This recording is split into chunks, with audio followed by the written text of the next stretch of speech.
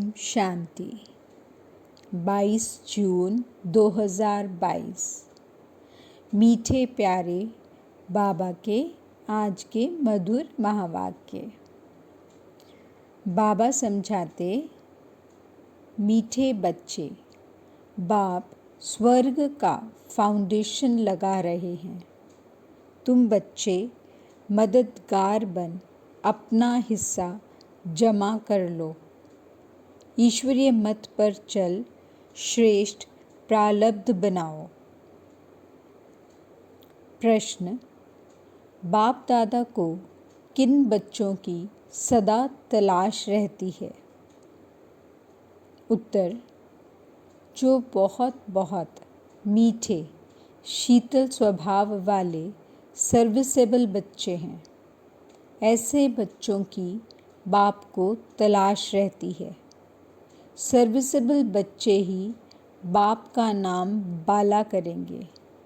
जितना बाप का मददगार बनते हैं, आज्ञाकारी, वफादार हैं, उतना वह वर्षे के हकदार बनते हैं। गीत। ओम नमः शिवाय। ओम शांति। ओम का अर्थ किसने बताया? बाप ने। जब बाबा कहा जाता है तो उसका नाम ज़रूर चाहिए। साकार हो व निराकार हो, नाम ज़रूर चाहिए। और जो आत्माएं हैं उन पर कभी नाम नहीं पड़ता। आत्मा जब जीव आत्मा बनती है तब शरीर पर नाम पड़ता है। ब्रह्मा देवताय नमः कहते, विष्णु को भी देवता कहते, क्योंकि आकारी है तो आकारी शरीर का नाम पड़ा। नाम हमेशा शरीर पर पड़ता है। सिर्फ एक निराकार परम पिता परमात्मा है जिसका नाम शिव है। एक ही इस आत्मा का नाम है, बाकी सब का देह पर नाम पड़ता है। शरीर छोड़ा तो फिर नाम बदल जाएगा। परमात्मा का एक ही नाम चलता है, कभी बदलता नहीं। इससे सिद्ध होता है कि वह कभी जन्म मरण में नहीं आता है।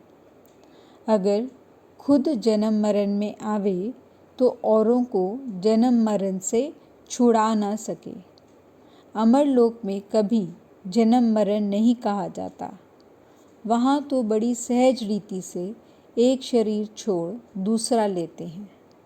मरना यहाँ है। सतयुग में ऐसे नहीं कहते कि फलाना मर गया। मरना शब्द दुख का है। वहाँ तो पुराना शरीर छोड़ दूसरा किशोर अवस्था का शरीर ले लेते हैं, खुशी मनाते हैं। पुरानी दुनिया में कितने मनुष्य हैं, यह सब खत्म होने वाले हैं। दिखाते हैं यादव और कौरव थे, लड़ाई में वह खत्म हो गए, तो क्या पांडवों को रंज हुआ होगा? नहीं, पांडवों का तो राज्य स्थापन हुआ।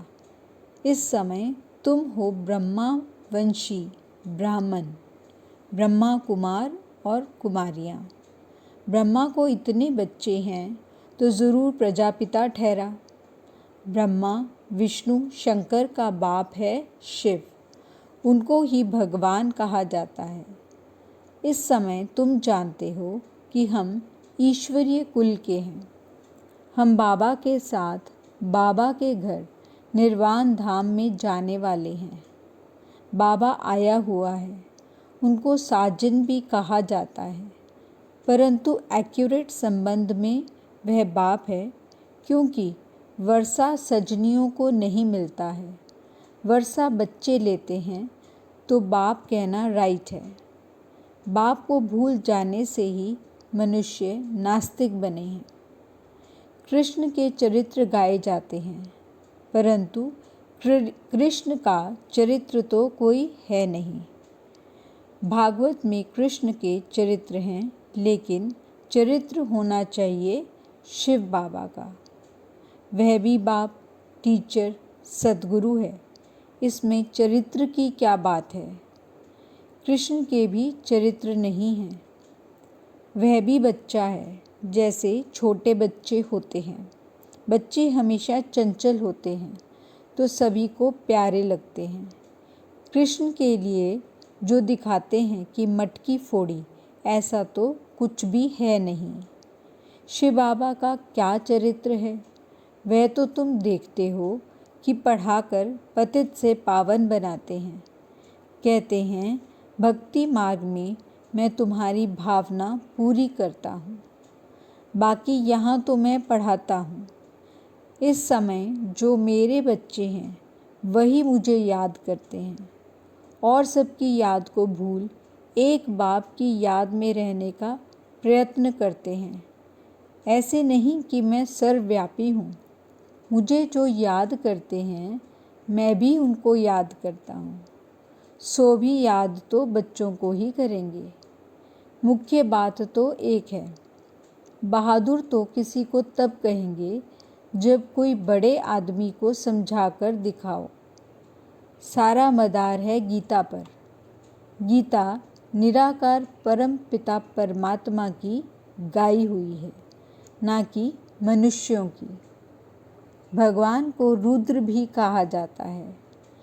कृष्ण को रुद्र नहीं कहेंगे। रुद्र ज्ञान यज्ञ से ही विनाश ज्वाला निकली है। कई लोग परमात्मा को मालिक कहकर याद करते हैं। कहते हैं उस मालिक का नाम नहीं है। अच्छा भला वह मालिक कहाँ है? क्या वह विश्व का, सारी सृष्टि का मालिक है? परम पिता परमात्मा तो सृष्टि का मालिक नहीं बनता है। सृष्टि का मालिक तो देवी देवता बनते हैं। परम पिता परमात्मा तो ब्रह्मांड का मालिक है। ब्रह्म तत्व बाप का घर तो हम बच्चों का भी घर है। ब्रह्मांड है बाप का घर, जहाँ आत्माएं अंडे मिसल दिखाते हैं जैसे कोई है नहीं। हम आत्माएं ज्योतिर्बिंदु वहाँ निवास करती हैं। फिर ब्रह्मांड से हम नीचे उतरते हैं पाठ बजाने के लिए। हम एक दो के पिछाड़ी आते रहते हैं। झाड़ वृद्धि को पाता रहता है। बाबा है बीज रूप। फाउंडेशन देवी देवताओं का कहें व ब्राह्मणों का कहें। ब्राह्मण बीज डालते हैं। ब्राह्मण ही फिर देवता बन राज्य करते हैं। अब हमारे द्वारा शिव बाबा फाउंडेशन लगा रहे हैं। डेटिज्म अर्थात स्वर्ग का फाउंडेशन लग रहा है।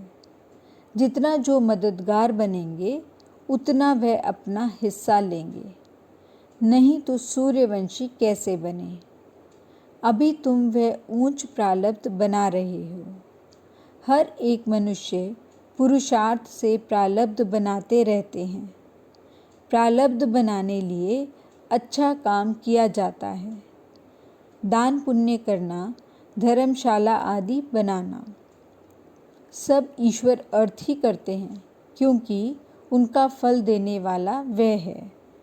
तुम अब श्रीमत पर पुरुषार्थ कर रहे हो। बाकी सारी दुनिया मनुष्य मत पर पुरुषार्थ कर रही है।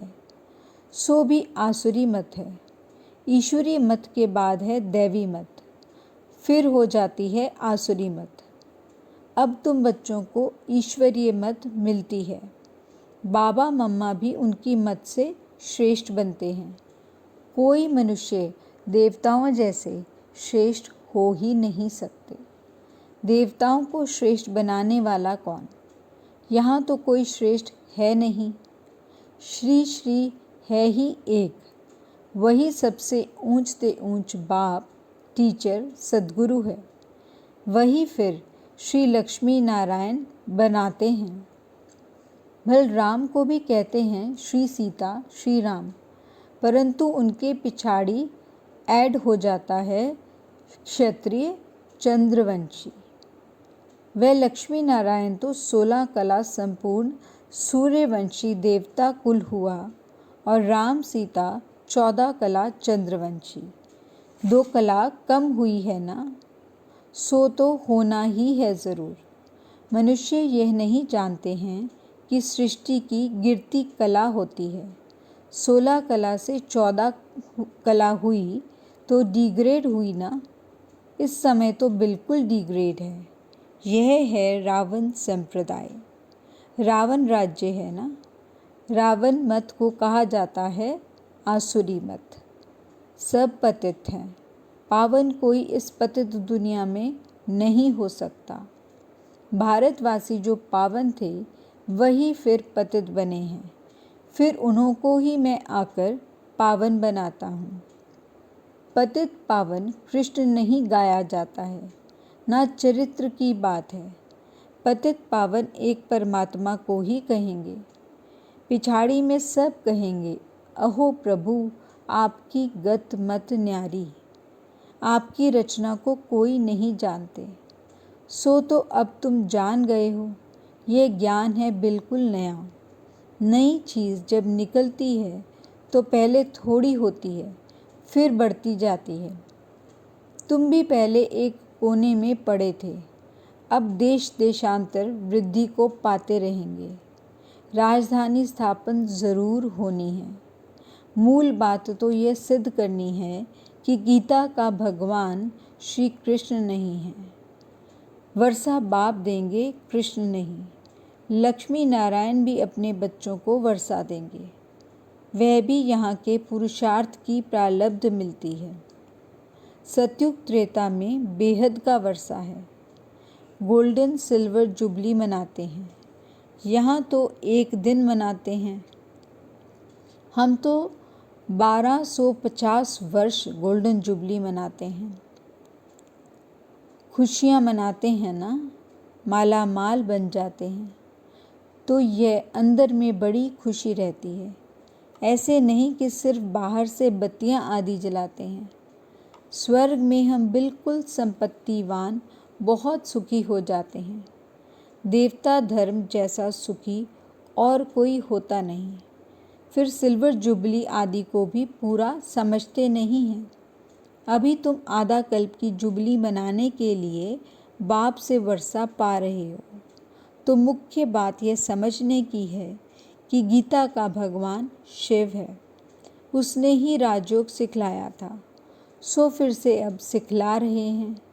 सिखलाते भी तब हैं जब राजाई है नहीं। प्रजा का प्रजा पर राज्य है। एक दो की टोपी उतारने में देरी नहीं करते हैं। तुम बच्चे उनकी मत पर चलने से सुख धाम के मालिक बनेंगे। ऐसे बहुत हैं जो ज्ञान को पूरा धारण नहीं करते परंतु सेंटर पर आते रहते हैं। अंदर दिल बित बित करती कि एक बच्चा पैदा कर दें।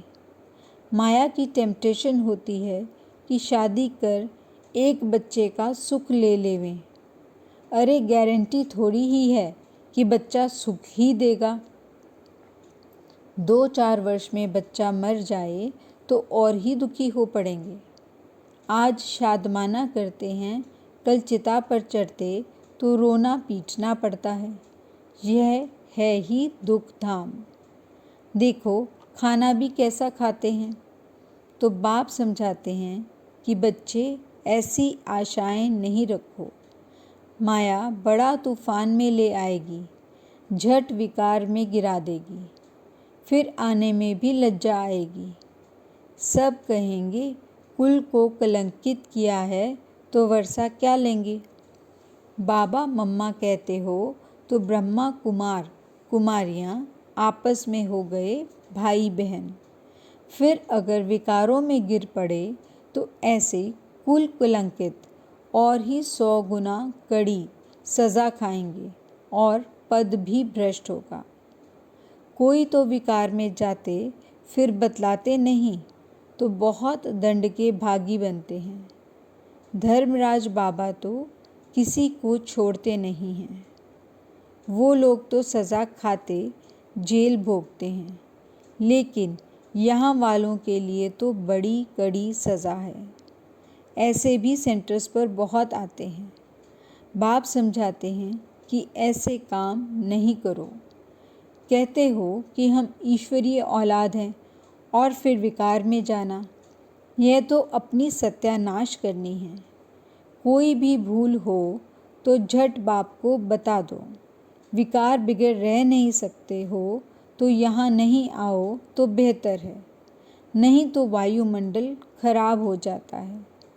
तुम्हारे बीच में कोई बगुला व अशुद्ध खाने वाला बैठे तो कितना खराब लगे। बाप कहते हैं कि ऐसे को ले आने वाले पर दोष आ जाता है। दुनिया में ऐसे सत्संग तो बहुत हैं, जाकर वहाँ भक्ति करें। भक्ति के लिए हम मना नहीं करते हैं।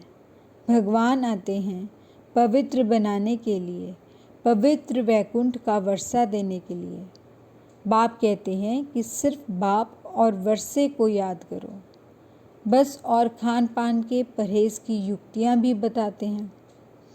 परहेज़ के लिए बहुत प्रकार की युक्तियाँ भी रख सकते हैं। तबीयत ठीक नहीं है, डॉक्टर ने मना की है। अच्छा, आप कहते हो तो हम फल ले लेते हैं। अपना बचाव करने के लिए ऐसा कहना कोई झूठ नहीं है। बाबा मना नहीं करते हैं। ऐसे बच्चों की तलाश में बाबा हैं जो बिल्कुल मीठे हों, कोई पुराना स्वभाव नहीं होना चाहिए। सर्विसेबल, वफादार, फरमानबरदार हों। अच्छा, मीठे मीठे सिकिलदे बच्चों प्रति माता पिता बाप दादा का याद प्यार और गुड मॉर्निंग। रूहानी बाप की रूहानी बच्चों को नमस्ते। धारणा के लिए मुख्य सार। पहला पॉइंट, इस मायावी दुनिया में हर बात में दुख है, इसलिए इस पुरानी दुनिया से कोई भी आश नहीं रखनी है। भल माया के तूफान आएं, लेकिन कभी भी कुल कलंकित नहीं बनना है। दूसरा पॉइंट, खान पान की बहुत परहेज़ रखनी है। पार्टी आदि में जाते बहुत युक्ति से चलना है। वरदान, बुराई में भी बुराई को ना देख अच्छाई का पाठ पढ़ने वाले अनुभवी मूर्त भव। चाहे सारी बात बुरी हो, लेकिन उसमें भी एक दो अच्छाई ज़रूर होती है। पाठ पढ़ाने की अच्छाई तो हर बात में समाई हुई है, क्योंकि हर बात अनुभवी बनाने के निमित्त बनती है। धीरज का पाठ पढ़ा देती है। दूसरा आवेश कर रहा है और आप उस समय धीरज व सहनशीलता का पाठ पढ़ रहे हो, इसलिए कहते हैं जो हो रहा है वह अच्छा और जो होना है वह और अच्छा। अच्छाई उठाने की सिर्फ बुद्धि चाहिए। बुराई को न देख अच्छाई उठा लो तो नंबर 1 बन जाएंगे। स्लोगन, सदा प्रसन्नचित्त रहना है तो साइलेंस की शक्ति से बुराई को अच्छाई में परिवर्तन करो। अच्छा, ओम शांति।